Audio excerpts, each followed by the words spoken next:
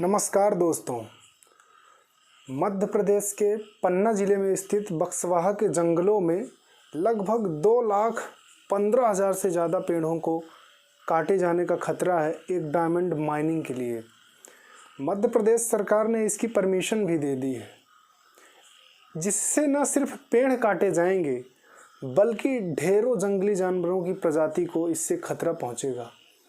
Tiger conservation पर बहुत बुरा प्रभाव पड़ेगा और लगभग 7,000 से ज़्यादा आदिवासियों की आजीविका छीनी जाएगी। जो सबसे बड़ी बात है, यह क्षेत्र एक सूखा प्रवण क्षेत्र है। इसका मतलब यह है कि यहाँ पर पानी की सख्त कमी है और डायमंड माइनिंग एक वाटर इंटेंसिव प्रोजेक्ट होगा। बहुत अधिक पानी खर्च होगा इस प्रोजेक्ट को करने में। दूसरी तरफ सरकार कहती है कि हम जितने अधिक पेड़ काटेंगे उससे कहीं और अधिक पेड़ दूसरी जगह प्लांट कर देंगे। इससे लोगों को रोजगार मिलेगा और प्रदेश की अर्थव्यवस्था में सुधार होगा। आइए जानते हैं बक्सवाहा के जंगलों को काटे जाने की घटना के बारे में विस्तार से इस वीडियो में। इस घटना की शुरुआत होती है जनवरी 2004 में, जब रियो टिंटो नाम की एक एंग्लो ऑस्ट्रेलियाई कंपनी यह पता लगाती है कि यहाँ पर हीरे का बहुत बड़ा भंडार है और इस प्रोजेक्ट को बंदर प्रोजेक्ट नाम दिया जाता है। क्यों? क्योंकि यहाँ पर बहुत बंदर पाए जाते हैं। अक्टूबर 2010 में यह कंपनी मध्य प्रदेश सरकार से एक स्टेट सपोर्ट एग्रीमेंट साइन करती है, जिसमें यह बताया जाता है कि इस डायमंड माइनिंग से कंपनी को जो भी फायदा होगा, जो प्रॉफिट होगा, उसका 10% प्रॉफिट मध्य प्रदेश सरकार को दिया जाएगा। बाकी पूरा 90% मुनाफा रियो टिंटो कंपनी के पास जाएगा। उस समय जो कुल क्षेत्रफल था लगभग 971 हेक्टेयर था और इस कंपनी को डायमंड माइनिंग करने के लिए 954 हेक्टेयर भूमि की अनुमति दी गई थी। उस समय ये अनुमान लगाया गया था कि लगभग 5 लाख से ज़्यादा पेड़ काटे जाते और इसके साथ है पन्ना टाइगर रिजर्व, जो कि एक नेशनल पार्क है जहां टाइगर पाए जाते हैं। और पन्ना टाइगर रिजर्व की लाइफ लाइन है केन नदी, या यूं कहें कि पूरे पन्ना छतरपुर की लाइफ लाइन है केन नदी। और इस केन नदी में घड़ियाल पाए जाते हैं और यहाँ पर तो केन घड़ियाल सेंचुरी भी मौजूद है। इसके अलावा बक्सवाहा जंगल का अपना खुद का एक नेचर रिजर्व है, जहाँ पर बड़ी अच्छी किस्म की वाइल्ड लाइफ और नेचर रिजर्व पाया जाता है। हमारा देश और हम प्रकृति के इस खूबसूरत सौंदर्य को 24 कैरेट शुद्ध वायु देने वाले इन पेड़ों को, इस जंगल को, उस जंगल में रहने वाले जंगली जानवरों को, कई सारी औषधियों को, या उस जंगल से चलने वाले 7,000 से ज़्यादा लोगों के रोजगार को खो देते कुछ सरकारी और कॉरपोरेट जगत के फ़ायदे के लिए। लेकिन मैं धन्यवाद देना चाहता हूँ सैला मसूद जी का, जो कि एक पर्यावरण कार्यकर्ता थी और वो इसके साथ ही एक आरटीआई कार्यकर्ता भी। समय था 2011 का, सेंट्रल में कांग्रेस की सरकार थी और सैला ने इंडिया के होम मिनिस्टर को रिटन में एक लेटर लिखा और एक शिकायत फाइल की पार्लियामेंट की सिलेक्ट कमेटी को। दूसरी तरफ मध्य प्रदेश की हाई कोर्ट ने जवाब मांगा मध्य प्रदेश सरकार से और सेंट्रल की सरकार से कि क्यों यहाँ पर नियमों और विनियमों का उल्लंघन हुआ है। 16 अगस्त 2011 की बात थी। सैला ने अपने आरटीआई की रिपोर्ट को कलेक्ट करने के लिए जैसे ही घर से बाहर निकलती हैं और अपने कार की ड्राइविंग सीट पर जाकर बैठती हैं, सामने से कुछ अनजान लोग आते हैं और उन पे गोली से हमला कर देते हैं और दिन दहाड़े उनका मर्डर कर देते हैं। कुछ लोगों को कहना तो यह भी था कि यह murder Rio Tinto company, diamond mafia और वहाँ के कुछ लोकल नेताओं ने करवाया है। लेकिन उस समय की मध्य प्रदेश की होम मिनिस्टर उमा शंकर गुप्ता कहती हैं कि कोई नहीं था सरकार में जो इन्हें मारना चाहता था। जब इस मर्डर की जांच मध्य प्रदेश पुलिस ने शुरू की और जांच का जब वह रिपोर्ट पब्लिक के सामने लेकर आती है, तो यह निष्कर्ष निकालती है कि एक प्रॉपर्टी विवाद के कारण सैला मसूद जी का मर्डर हुआ है।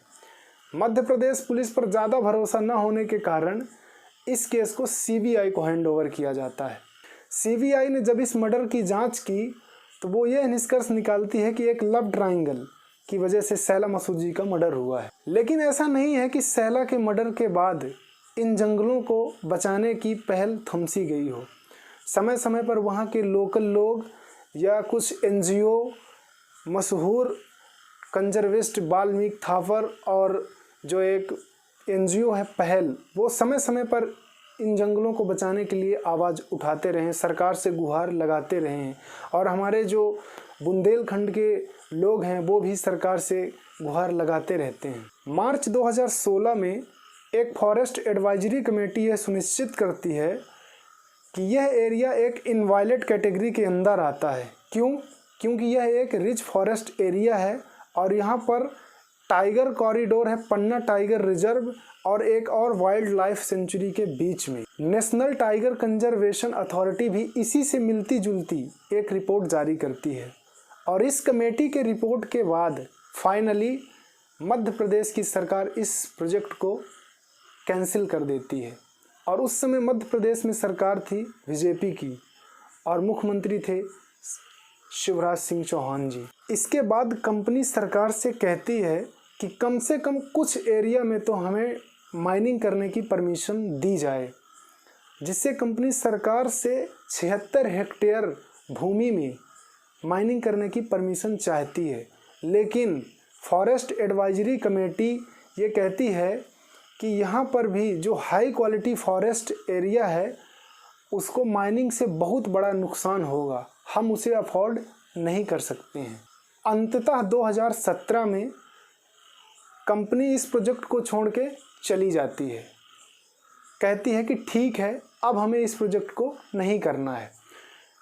लेकिन जो वहाँ पर इस प्रोजेक्ट को करने के लिए इंफ्रास्ट्रक्चर तैयार किया गया था उसे मध्य प्रदेश सरकार को हैंड ओवर कर दिया जाता है और इसी के साथ हो जाती है हैप्पी एंडिंग। इसका मतलब ये हुआ कि हम अपने जंगल, अपने पेड़ों, वहाँ के उस जंगल से चलने वाले लोगों के रोज़गार, 24 कैरेट ऑक्सीजन सबको बचा लेते हैं। लेकिन कहते हैं ना, इतिहास अपने आप को दोबारा ज़रूर दोहराता है। 2018 में मध्य प्रदेश में चुनाव होते हैं और सरकार में आती है कांग्रेस। कमलनाथ बनते हैं मुख्यमंत्री और वो ये डिसाइड करते हैं कि इस प्रोजेक्ट को हम पुनः शुरू करेंगे। मंत्री जी ऑक्शन करवाते हैं। इस प्रोजेक्ट की जो टोटल कैपिटल कॉस्ट एस्टिमेट की गई है लगभग 2500 करोड़ रुपए की गई है और इस प्रोजेक्ट से जो कमाने की अपॉर्चुनिटी है लगभग 50,500 करोड़ रुपए है। ढेरों कंपनियां यहाँ पर बीडिंग करती हैं, लेकिन आदित्य बिरला ग्रुप की एसएल माइनिंग कंपनी जो है वो इस बीडिंग को जीत जाती है और 50 साल की लीज पर उन्हें 364 हेक्टेयर फॉरेस्ट लैंड माइनिंग करने के लिए दिया जाता है। इस नए कॉन्ट्रैक्ट में यह रूल है कि इस डायमंड माइनिंग से जो भी कंपनी को फ़ायदा होगा उसमें से 58 यानी 58% मुनाफा आदित्य बिरला ग्रुप की एसएल माइनिंग के पास जाएगा और लगभग 42% 42% मुनाफा मध्य प्रदेश सरकार के खजाने में जाएगा। एक बात बताइए, जो हमारे देश में या हमारे प्रदेश में प्राकृतिक संसाधन होते हैं उन पे किसका अधिकार होता है? आप कहेंगे कि वहाँ के आम आदमियों का, लोकल लोगों का या संपूर्ण देशवासियों का। तो फिर सरकार अपने फ़ायदे या कुछ बड़े बड़े बिजनेसमैन के दबाव में आके इन प्राकृतिक संसाधनों को क्यों बेच देती है? क्यों आम पब्लिक से राय नहीं लेती? क्या सरकार ये सही कर रही है या गलत? हमें कमेंट करके आप ज़रूर बताएं। दूसरी तरफ भारत सरकार कहती है कि जो बुंदेलखंड का एरिया है वो एक सूखा प्रवण क्षेत्र है, वहाँ पर पानी की बहुत अधिक कमी है और डायमंड माइनिंग करने के लिए बहुत अधिक पानी खर्च होगा। एक अनुमान के मुताबिक लगभग 5.9 क्यूबिक मीटर पानी पर डे लगेगा इस माइनिंग को करने में।